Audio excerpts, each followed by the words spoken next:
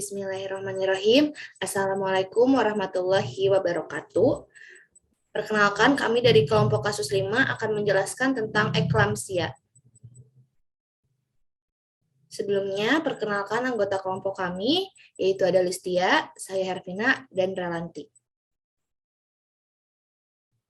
Apa itu eklamsia? Eklamsia merupakan keadaan di mana ditemukan serangan kejang tiba-tiba yang dapat disusul dengan koma yang terjadi pada wanita hamil, pada saat persalinan, ataupun pada saat masa nifas.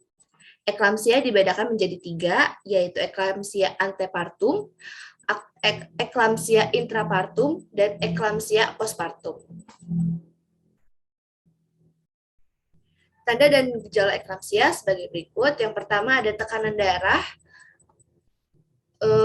yang sampai 160/110 atau lebih, protein urin 5 gram atau lebih dalam waktu 24 jam, oliguria, diuresis 400 mili atau kurang dalam 24 jam, keluhan cerebral, gangguan penglihatan atau nyeri di daerah epigastrium, dan ada edema paru atau sianosis, dan juga mengalami kejang dan penurunan kesadaran. Faktor resiko yaitu ada dari usia, nulipara, jarak antar kehamilan, riwayat praeklamsia atau eklamsia sebelumnya, kehamilan multifetus, hipertensi kronik, obesitas sebelum dan IMT pada saat pertama kali ANC. Lalu, kejang pada eklamsia dibagi menjadi 4 tingkatan, yaitu tingkatan awal atau aura, tingkatan yang kedua itu adalah kejang tonik, selanjutnya ada kejang kronik, dan yang tingkat terakhir ada tingkatan koma. Patofisiologi eklamsia adalah sebagai berikut. Yang pertama ada inhibisi perkembangan uterovaskular, yang kedua ada hambatan regulasi aliran darah cerebral, yang ketiga ada disfungsi endotel, dan yang terakhir ada stres oksidatif. Selanjutnya akan dilanjutkan oleh rekan saya, Listia. Kita membahas kasus yang nomor 5. Dengan kasus wanita 30 tahun G2P1A0 hamil 8 bulan dibawa ke keluarga ke rumah sakit dengan kondisi kejang 2 kali di rumah durasi 1 menit. Saat kejang pasien tidak sadar, saat ini sadar namun ada penurunannya kesadaran. Pada pemeriksaan tekanan darah 160/100 dan lab protein urin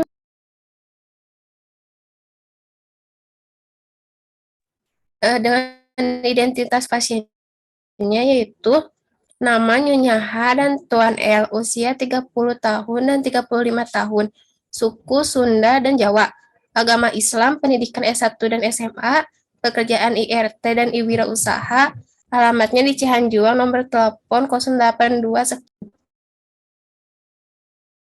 Dengan keluhan utamanya yaitu ibu dan keluarga datang ke rumah sakit, keluarga mengatakan bahwa ibu mengalami kejang di rumah sebanyak 2 kali dengan durasi 1 menit.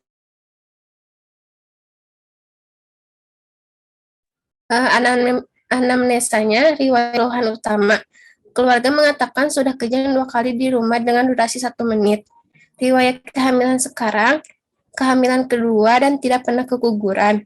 Usia kehamilan 8 bulan, ibu mendapatkan tetes sebanyak 2 kali, ibu telah 3 kali pemeriksaan kehamilannya. Ibu sudah merasakan gerakan janin di usia 5 bulan.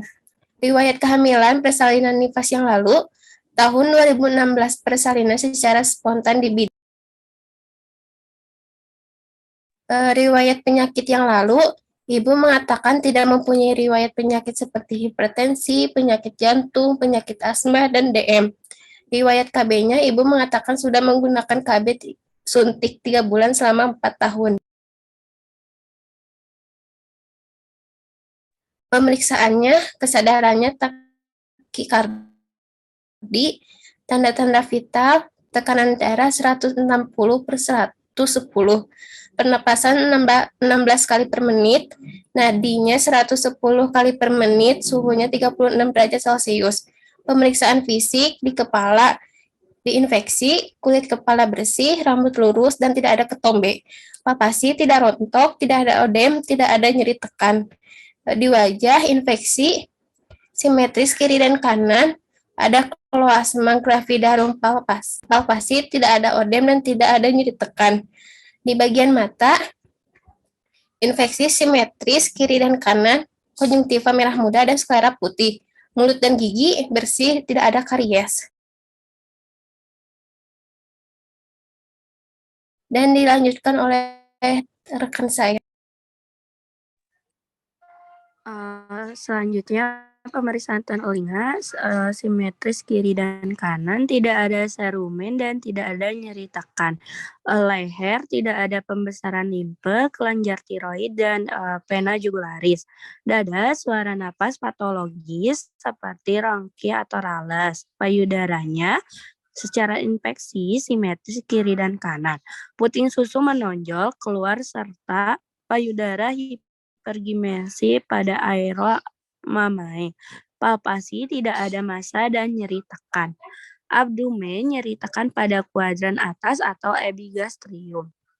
Selanjutnya ekstremitas atas simetris kiri dan kanan dan terpasang infus RL pada bagian tangan kiri. Palpasi tidak ada udema ekstremitas bawah simetris kiri dan kanan. Di palpasi terdapat udem dan tidak ada varises. Perkusi refleks patella kiri dan kanan positif. Pemeriksaan obstetrik di usia kehamilan ibu yaitu 8 bulan. Dilakukan Leopard 1, TFU-nya 25 cm, teraba bulat lunak, tidak melenting atau bokong. Leopard 2, teraba memanjang sebelah kanan, puka, teraba bagian kecil janin, ekstremitas. Leopard 3, teraba bulat keras melenting atau kepala, dan Leopard 4 belum masuk PAP. Untuk DJJ-nya 160 kali per menit. Diagnosanya, penegakan diagnosa pasien berdasarkan anamnesi, pemeriksaan fisik, pemeriksaan obstetrik, dan pemeriksaan penunjang. Pasien kejang-kejang berlangsung selama kurang lebih 1 menit. 2 kali dengan tekanan darah 160/110, dan saat ini mengalami penurunan kesadaran. Suami pasien mengatakan pasien tidak punya riwayat darah tinggi sebelum hamil. Pasien mengatakan saat ini hamil yang kedua dan usia kehamilan 8 bulan. Gerakan anak masih dapat dirasakan. Pasien didiagnosis mengalami eklamsi gravidarum. Pemeriksaan penunjangnya yaitu dilakukan pemeriksaan protein urin, didapatkan hasil +3.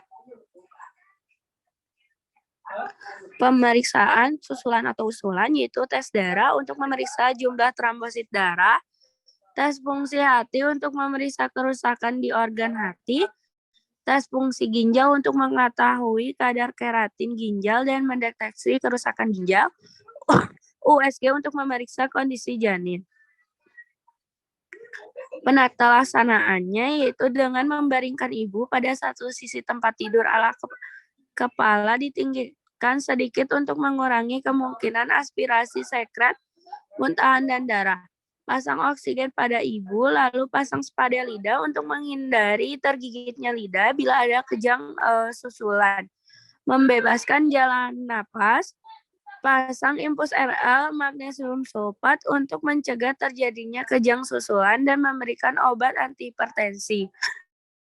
Setelah itu, bila tekanan darah sudah turun, maka lahirkan bayi secara SC. Sebelumnya diberikan suntikan kortikosteroid terlebih dahulu untuk mempercepat pematangan paru janin. Setelah itu, lahirkan bayi secara SC dengan segera. Baik, terima kasih untuk pemaparannya pada rekan-rekan. Semoga ilmu ini bisa bermanfaat untuk kita semua dan bisa dijadikan pelajaran untuk kedepannya. Sekian dari kelompok kami, lebih dan kurangnya mohon dimaafkan. Wassalamualaikum warahmatullahi wabarakatuh.